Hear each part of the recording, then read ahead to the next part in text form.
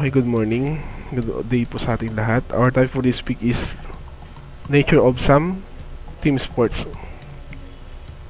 Their objectives for this video: define the understand the history of volleyball and basketball, enumerate and discuss the different basic skills in volleyball and basketball, explain the scoring systems of volleyball and basketball game, analyze some basic rules in volleyball and basketball games. So here's the ito po yung mga dapat po natin malaman sa paglaro po ng basketball and volleyball. Nature of volleyball. Volleyball was originated in Massachusetts, called Mintonette, in 1895. The game was a combination of basketball, baseball, tennis, and handball, designed by William G. Morgan after the invention of basketball. Is the popular sports which can be played indoors and outdoors. It was included as one of the sports events in Olympic Games in 1964. Nagsimula po yung Olympic Games ng volleyball po natin noong 1964. Today, it is popular not only in the beaches but also in indoor events. Yan, sa volleyball po natin, alam naman po siguro natin na para lang po yan sa mga beach, pero ngayon ginagamit na rin po siya as event po sa indoor po natin, Yan, pwede po maglaro mga babae, lalaki po dito, pero kadalasan po yung mga babae o kababaihan po ang naglalaro po dito sa volleyball. Kauna-unahan po yan is yung Massachusetts in 1895. How volleyball is played. The game is played by two opposing team with 6 players on each team, when the players trying to hit the ball over the net in such a way of opposing team cannot return it. Each player can hit the ball once, the 3 hits per team. Even if the ball hits accidentally by the player, it's count as 1. However, it's a block of the spikes from the opponent, it is not considered as a hit. Okay? Sa volleyball po kasi, kung paano po siya nilalaro, as a player naman po, dapat player po tayo lahat dito sa paglaro po ng volleyball, dahil minsan meron po natatamaan ng bola na hindi na accidentally. Ang volleyball po natin, yan, kada serve po, 6 po yung nasa loob po ng court. Kada team, 6. So, pwede po tayong mag-substitute din po dyan sa volleyball po natin. Sa volleyball po natin is mas madali po siyang laruin dahil may team po yung gumagalaw po dito. Kailangan po ni team, hindi po siya isahan, hindi po siya single mode o di kaya double mode. It's a team mode po siya. Okay?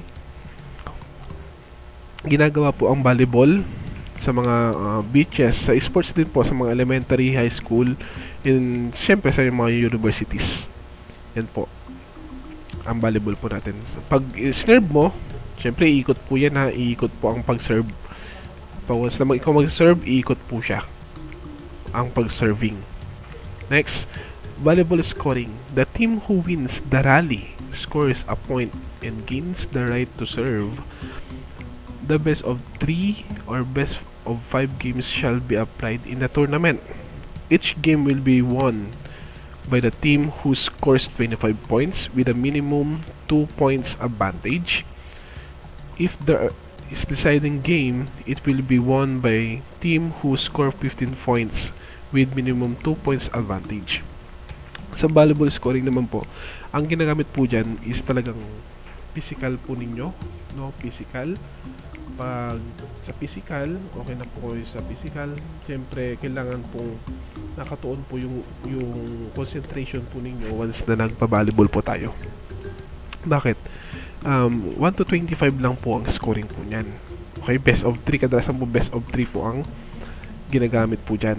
Kung mag-tie up naman po or mag-tie score na po kayo, hanggang 15 points na lang po yung pag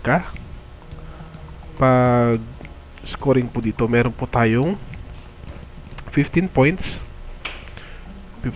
Meron tayong 25 points para sa best of 3. Kung tie score naman po, meron po tayong 15 points.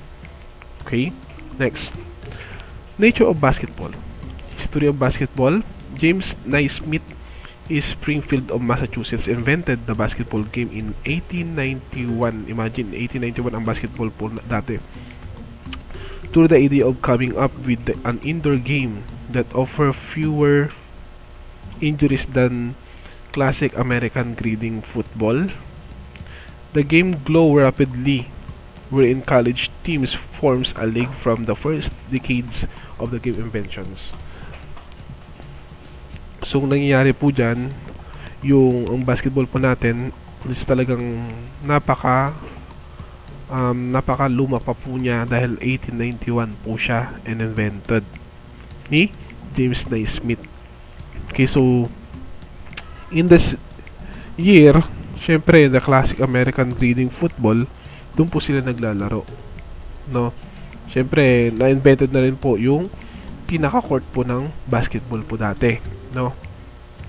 Next, through the effort of USA Army and the YMCA, the first international basketball match was organized in 1993.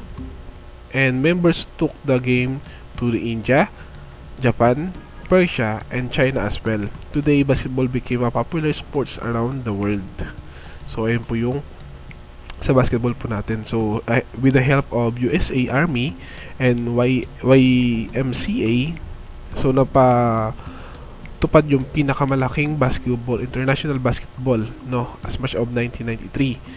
Diyan sa China, sa India, Japan, Persia. Okay? As of today, marami pong naglalaro po ng basketball po natin. Okay? Next, to the efforts of USA Army and the YMC. The first international basketball is 93. Members took up the India. Okay, tapos na po nila yan. The game. The team composed the 5 players, and some tournaments it has 3 players per team trying to score a large total number of points to the win of game. The scores will be gained by shooting the ball to the basket. Okay, alam naman po siguro natin ang basketball po talaga.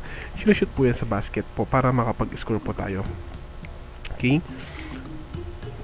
The ball is bounce, pass, throw, and roll from the one player to another.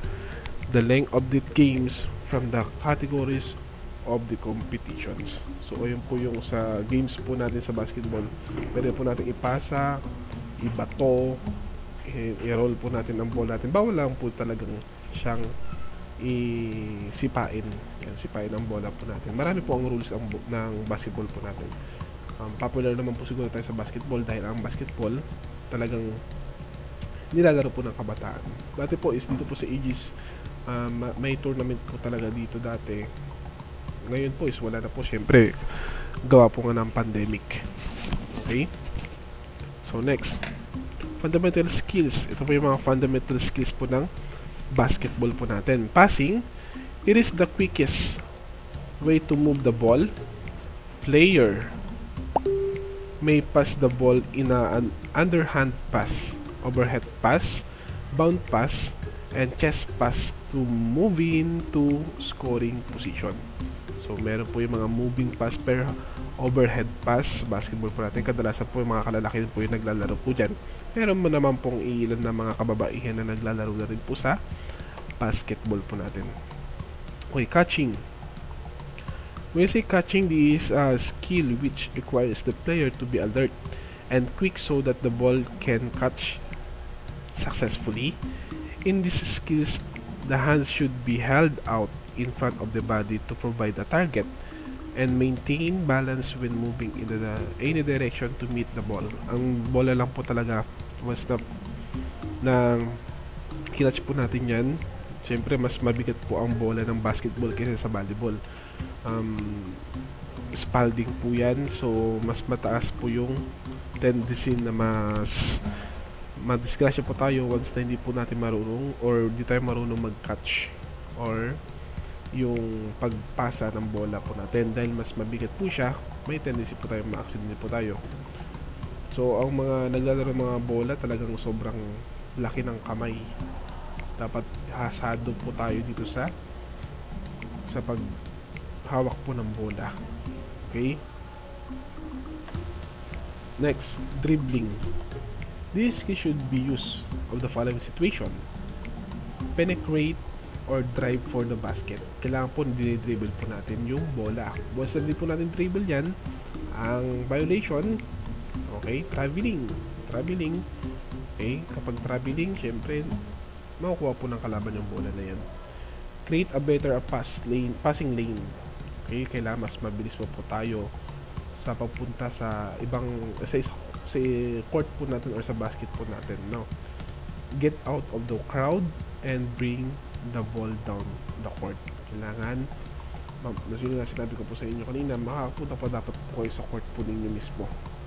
Okay, para maka-score po kayo ng 2 points kada tira. Kung mas malayo po doon, syempre 3 points po yan.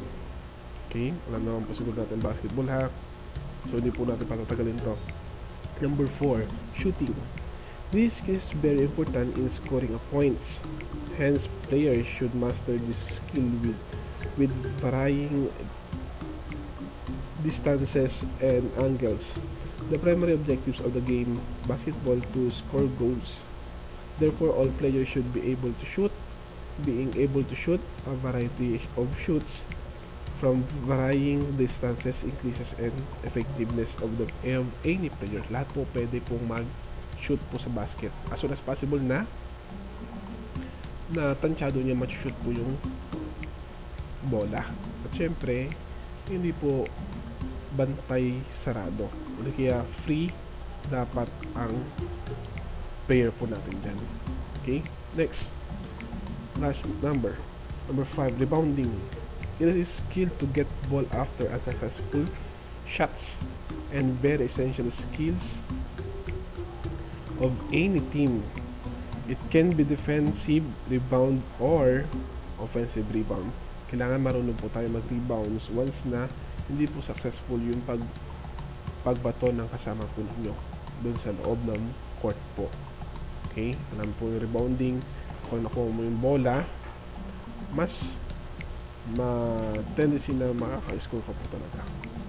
So ayun po, no, yung sa volleyball and basketball nature team sports po natin. So marami po itong team sports.